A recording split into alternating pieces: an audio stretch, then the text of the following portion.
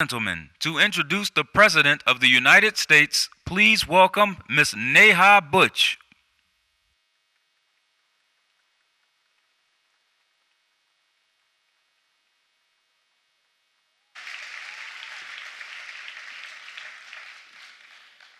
Good morning, everyone. I was hoping for a little good morning back, but thank you so much. It's been a long day. It's been a long time waiting. It has been an honor to have been invited to introduce the President of the United States of America. And of course, the first question I asked was, how do you introduce someone who is known to everyone? So I'm going to try and do this through a short story, and bear with me, it is going to be short and it is connected. So when I was 16 years old, I was determined to change the world.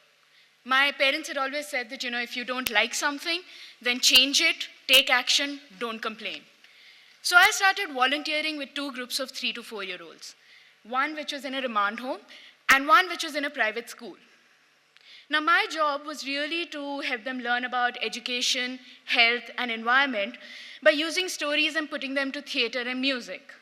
Now, some of you who know me out there can vouch for the fact that I cannot carry a tune. Not then, not now, not ever. So it was not easy. But that experience really changed me. I found that while I really look forward to the hugs with the kids in the private school, I tended to avoid most of them in the remand home. Why? Because I saw lice in their hair. Now that right there, I wanted to change the world, and a tiny black insect was going to be my biggest roadblock. That was my mirror. I realized that if I wanted to change the world, I would really need to start by changing myself first. I would need to suspend my judgments, allow curiosity, and learn empathy.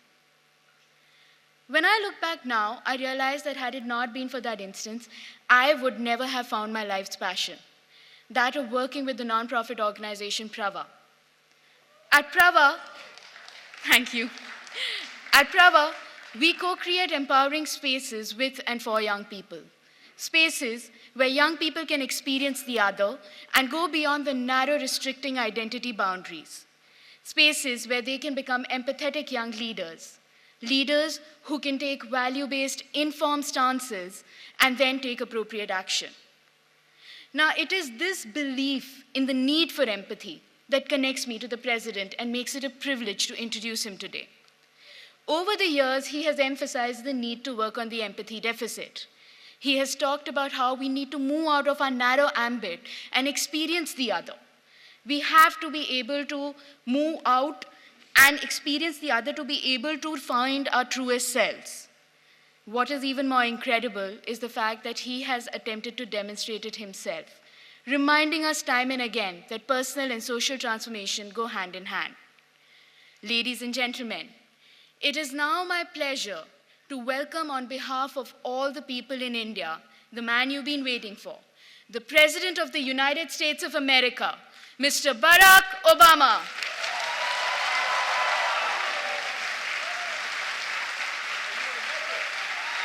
You're very good.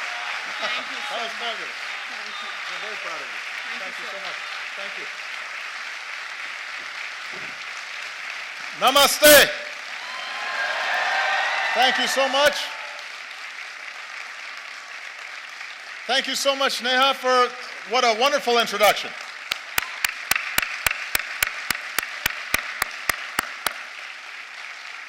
Everybody, please have a seat. Nothing fills me with more hope than when I hear incredible young people like Neha and all the outstanding work that she's doing on behalf of India's youth and for representing this nation's energy and its optimism and its idealism. She makes me very, very proud. And I think that may be her. Is that somebody related to you? Okay, because we just had a chance to meet, and she's beaming with pride right now, sitting next to you.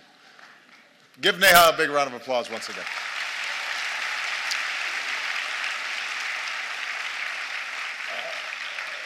Distinguished guests, ladies and gentlemen, to all the students and young people who are here today, To the people of India watching and listening across this vast nation, I bring the friendship and the greetings of the American people. On behalf of myself and Michelle, thank you so much for welcoming us back to India. Bahut dhanyavad.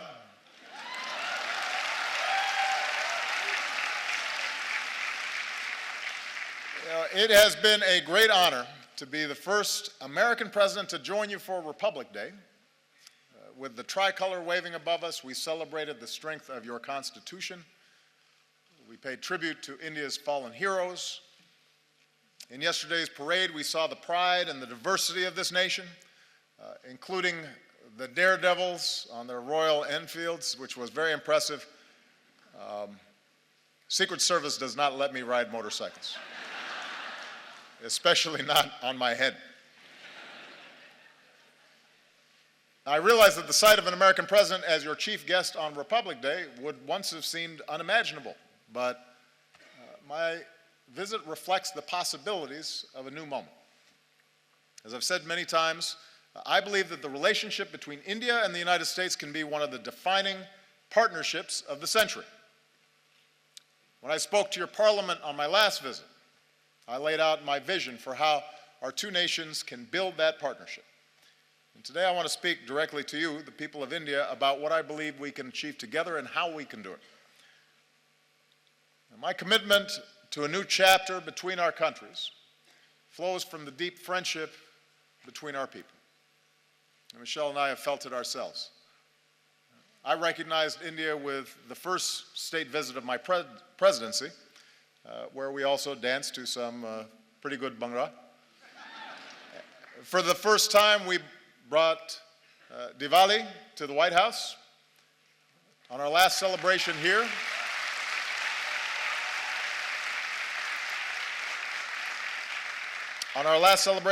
we celebrated the Festival of Lights in Mumbai. We danced with some children. Unfortunately, we were not able to schedule any dancing this visit. Señorita, bude, desho me. You know what I mean.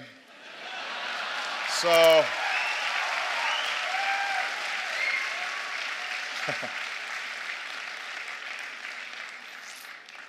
everybody said, by the way, how much better a dancer Michelle was than me, which hurt my feelings a little bit.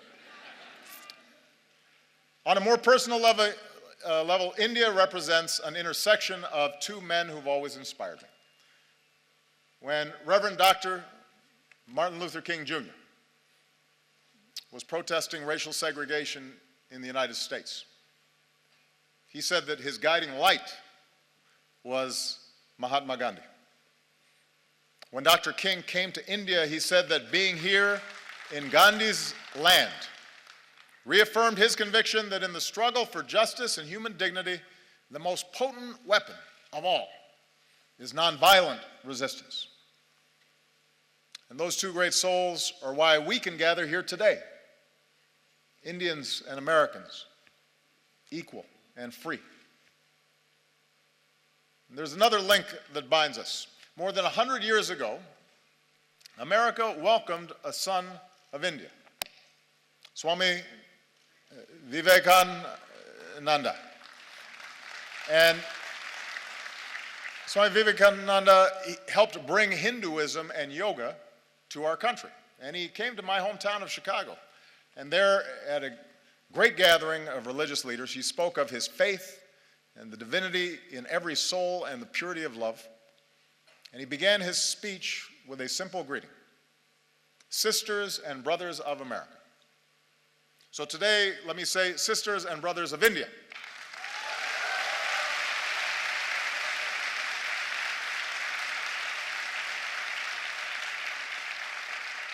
My confidence in what our nations can achieve together is rooted in the values that we share.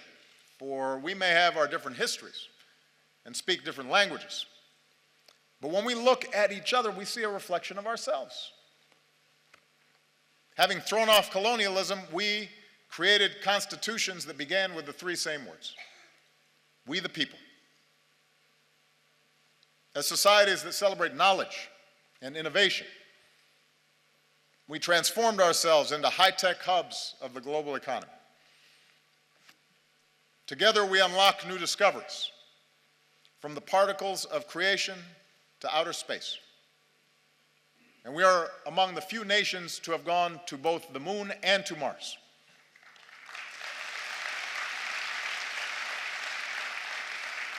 And here in India, this dynamism has resulted in a stunning achievement. You've lifted countless millions from poverty and built one of the world's largest middle classes. And nobody embodies this progress and this sense of possibility more than our young people. Empowered by technology, you are connecting and collaborating like never before on Facebook and WhatsApp and Twitter. And chances are you're talking to someone in America, your friends or your cousins. The United States has the largest Indian diaspora in the world, including some 3 million proud Indian Americans.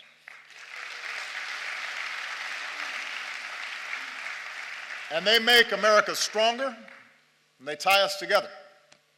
Bonds of family and friendship that allow us to share in each other's success. So for all these reasons, India and the United States are not just natural partners. I believe America can be India's best partner. I believe that.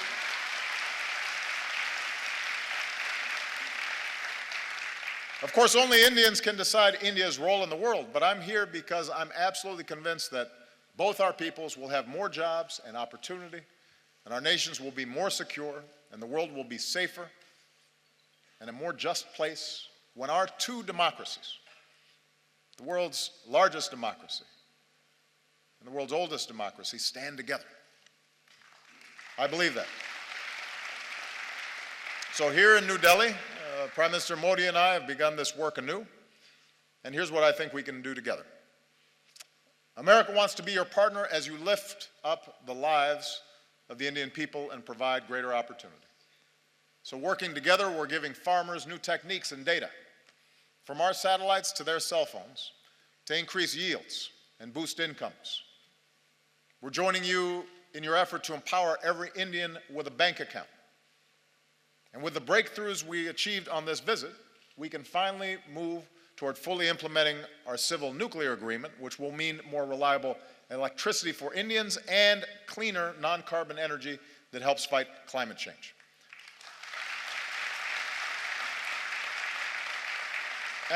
And I don't have to describe for you what more electricity means. Students being able to study at night, businesses being able to stay open longer and hire more workers, farmers being able to use mechanized tools that increase their productivity, whole communities seeing more prosperity. In recent years, India has lifted more people out of poverty than any other country. And now we have a historic opportunity, with India leading the way, to end the injustice of extreme poverty all around the world.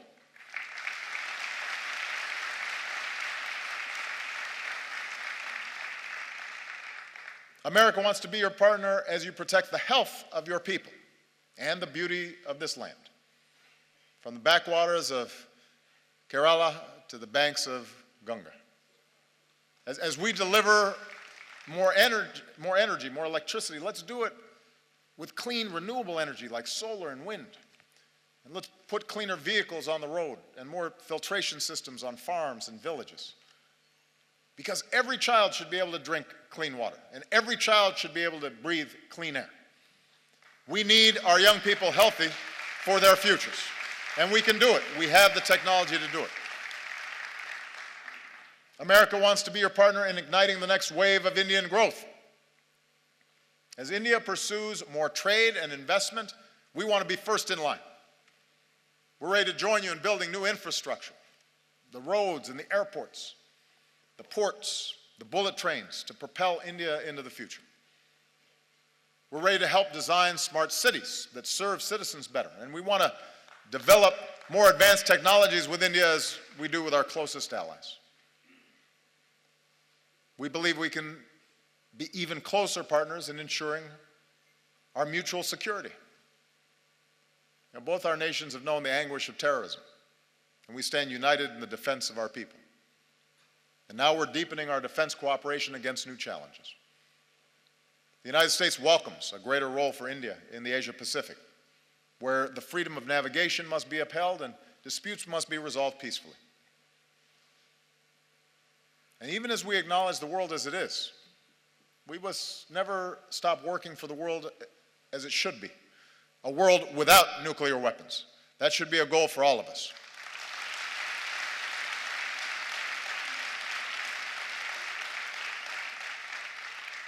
I believe if we're going to be true global partners, then our two nations must do more around the world together.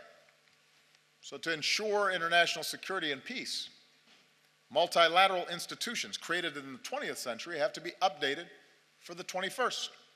And that's why I support a reformed United Nations Security Council that includes India as a permanent member.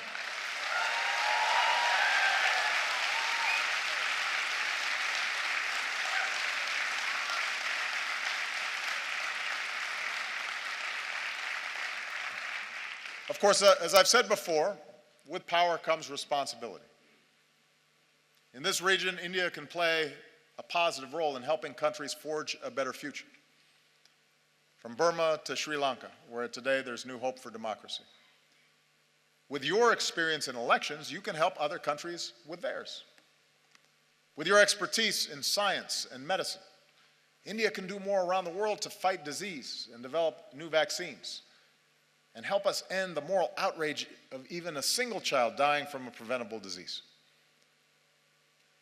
Together, we can stand up against human trafficking and work to end the scourge of modern-day slavery.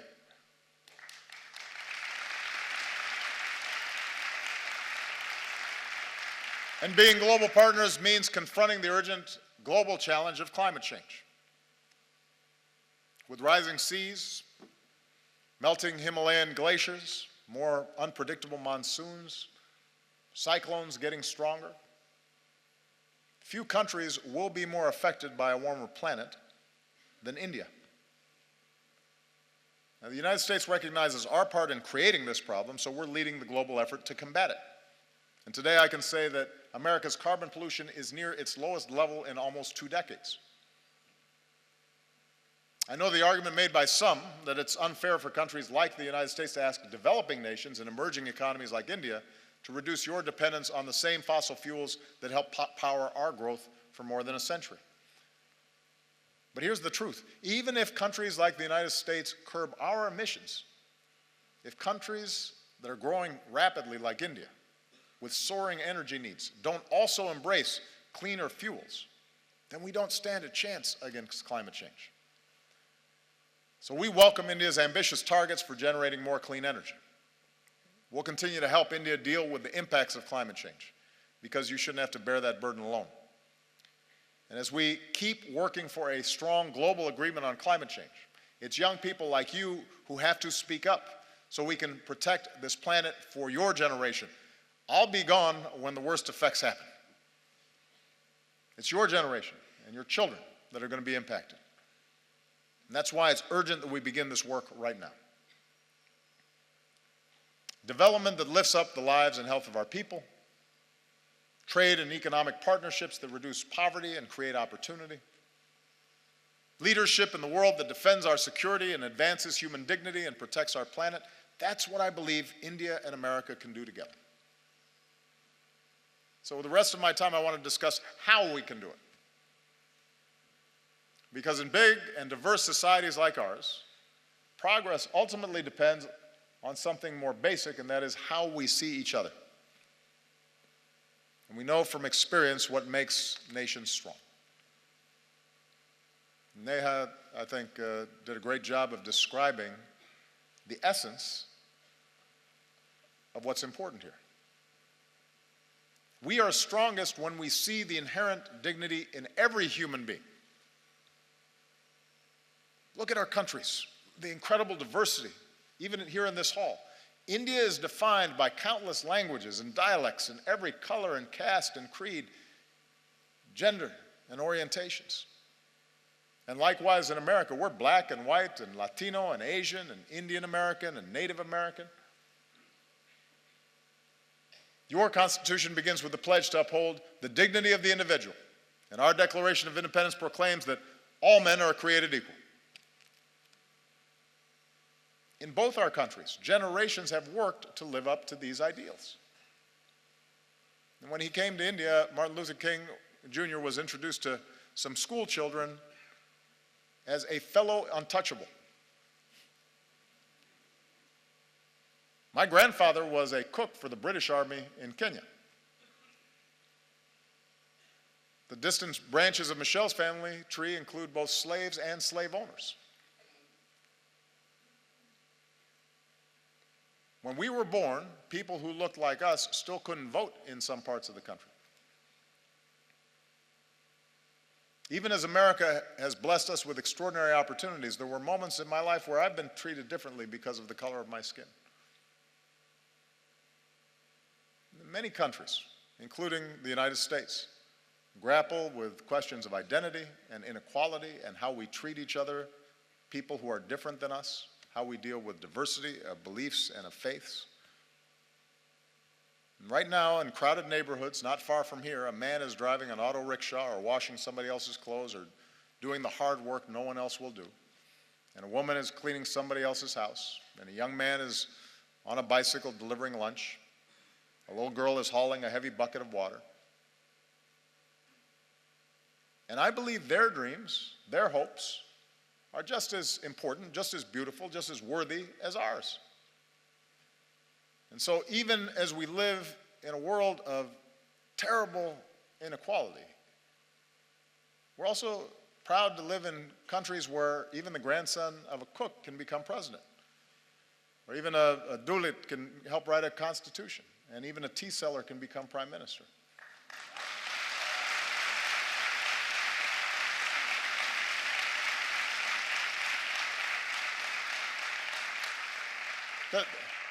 The point is that the aim of our work must be not to just have a few do well,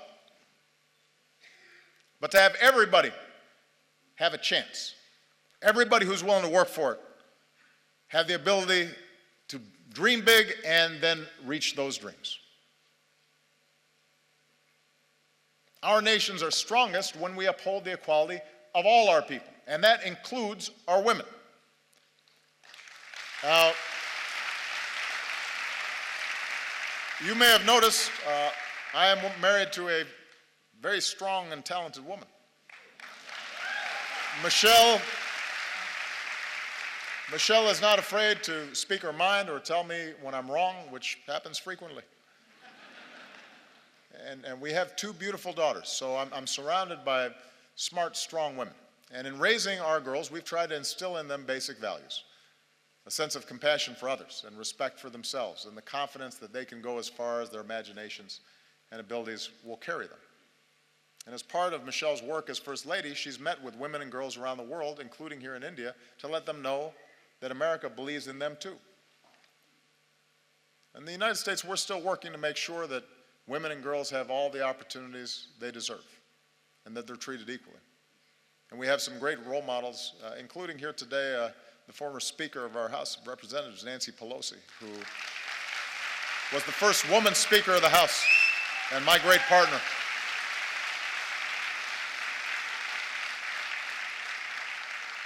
And here in India, it's the wives and the mothers who so often hold families and communities together. Indian women have shown that they can succeed in every field, including government, where many of your leaders are women. And the young women who are here today are part of a new generation that is making your voice heard and standing up and determined to play your part in India's progress. And here's what we know. We know from experience that nations are more successful when their women are successful. When girls go to school,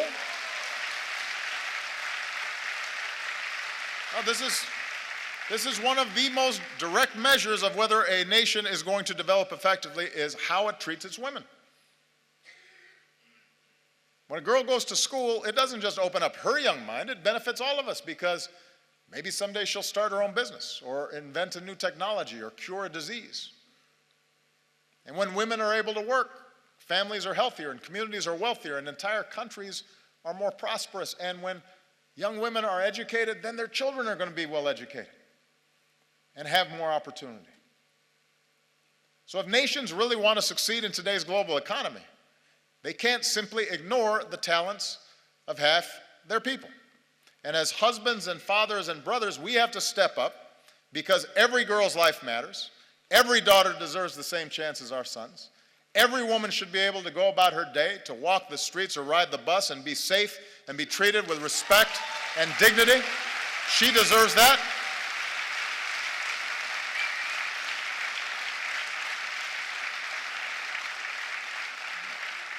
And one of the favorite things about this trip for me has been to see all these incredible Indian women in the armed forces, including the person who commanded the guard that greeted me when I arrived.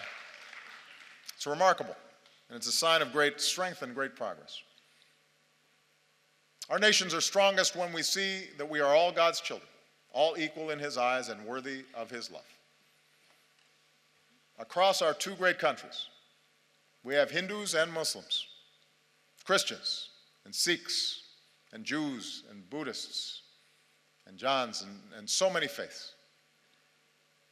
And we remember the wisdom of Gandhiji, who said, "For me, the different religions are beautiful flowers from the same garden, or they are branches of the same majestic tree."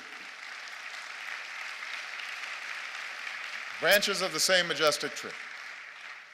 Our freedom of religion is written into our founding documents. It's part of America's very first amendment. Your Article 25 says that all people are equally entitled to freedom of conscience and the right freely to profess, practice, and propagate religion. In both our countries, in all countries, upholding this fundamental freedom is the responsibility of government, but it's also the responsibility of every person. In our lives, Michelle and I have been strengthened by our Christian faith. But there have been times where my faith's been questioned by people who don't know me, or they've said I adhere to a different religion, as if that were somehow a bad thing. Around the world, we've seen intolerance and violence and terror perpetrated by those who profess to be standing up for their faith, but in fact are betraying it. No society is immune from the darkest impulses of man, and too often, religion has been used to tap into those darker impulses as opposed to the light of God. 3 years ago in our state of Wisconsin, back in the United States, a man went into a Sikh temple and in a terrible act of violence killed 6 innocent people, Americans and Indians. And in that moment of shared grief, our two countries reaffirmed a basic truth, as we must again today, that every person has the right to practice their faith how they choose, or to practice no faith at all, and to do so free of persecution and fear and discrimination.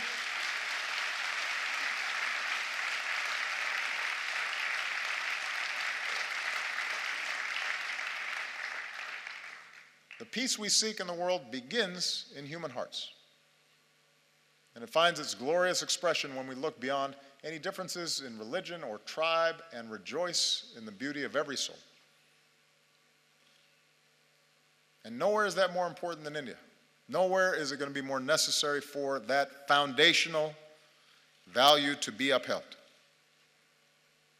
India will succeed so long as it is not splintered along the lines of religious faith, so long as it's not splintered along any lines and is unified as one nation.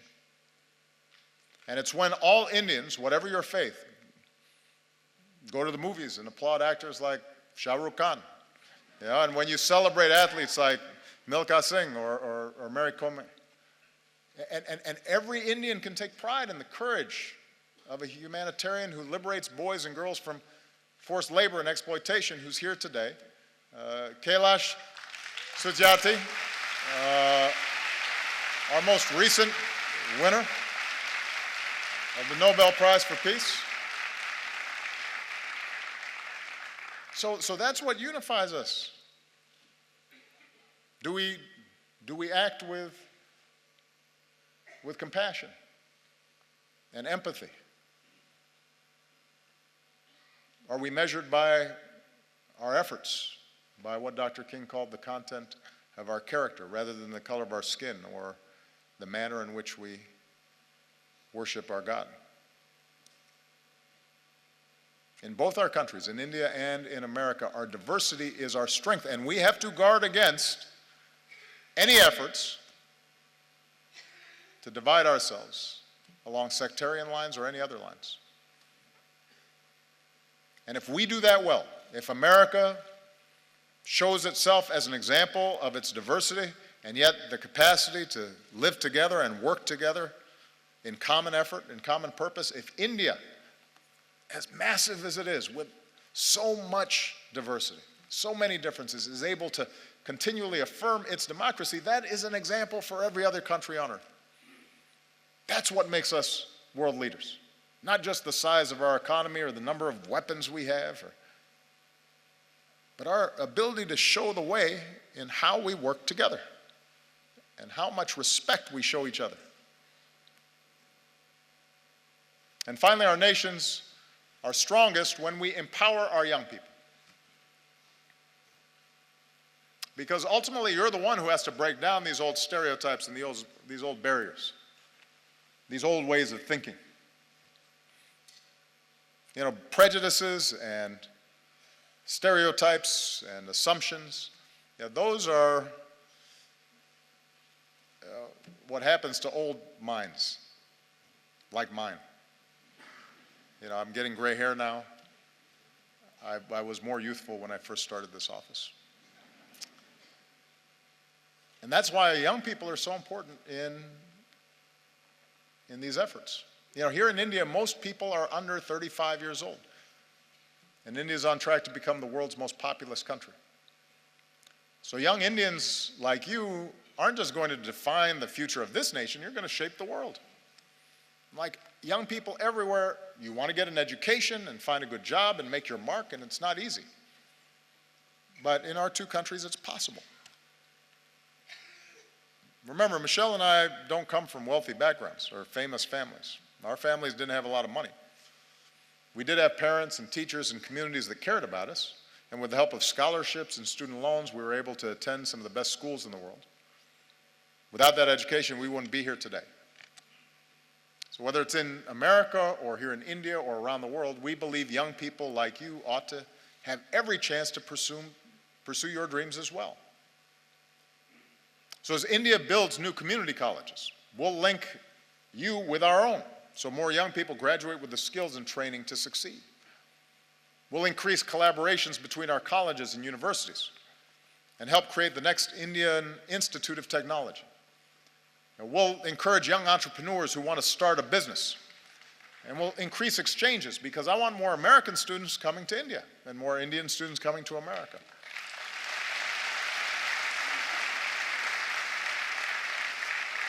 And that way we can learn from each other and we can go further. Because one other thing we have in common, Indians and Americans are some of the hardest working people on earth. And I've seen that. Michelle and I have seen that in a family here in India. I just want to tell you a quick story. On our last visit here, we visited Humayun's tomb. And while we were there, we met some of the laborers who are the backbone of this nation's progress.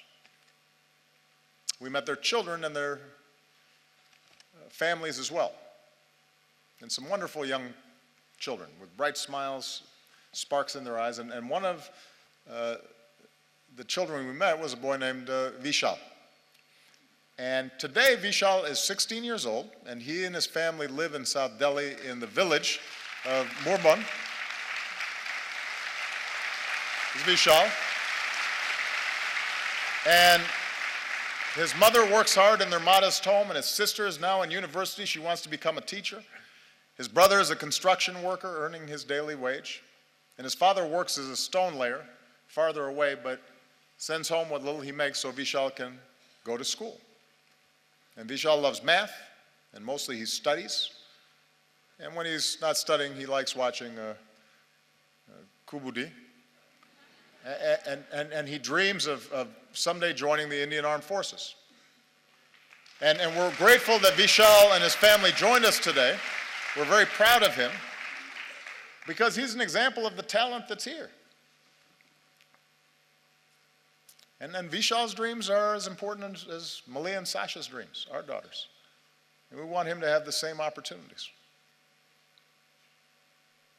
Sisters and brothers of India. Now, we are not perfect countries, and we've known tragedy and we've known triumph. We're home to glittering skyscrapers, but also terrible poverty, and new wealth, but also rising inequality. We have many challenges in front of us. But the reason I stand here today, and I'm so optimistic about our future together, is that despite our imperfections, our two nations possess the keys to progress in the century ahead. We vote in free elections. We work and we build and we innovate. We lift up the least among us. We reach for heights previous generations could not even imagine. We respect human rights and human dignity, and it is recorded in our constitutions. And we keep striving to live up to those ideals put to paper all those years ago. And we do these things because they make our lives better and safer and more prosperous, but we also do them because our moral imaginations extend beyond the limits of our own lives. And we believe that the circumstances of our birth need not dictate the arc of our lives. We believe in the father working far from home, sending money back so his family might have a better life. We believe in the mother who goes without so that her children might have something more. We believe in the laborer earning his daily wage and the student pursuing her degree. And we believe in a young boy who knows that if he just keeps studying, if he's just given the chance, his hopes might be realized too. We are all beautiful flowers from the same garden, branches of the same majestic tree. And I'm the first American president to come to your country twice, but I predict I will not be the last, because as Americans, we believe in the promise of India. We believe in the people of India. We are proud to be your friend. We are proud to be your partner as you build the country of your dreams. Jai Hind. Thank you. Jai Hind. आजा रे आजा रे आजा रे आजा रे भले कितने लंबे हो रस्ते हो थके न तेरा ये तन हो आजा रे सुन ले पुकार डगरिया रहना ये रस्ते तरसते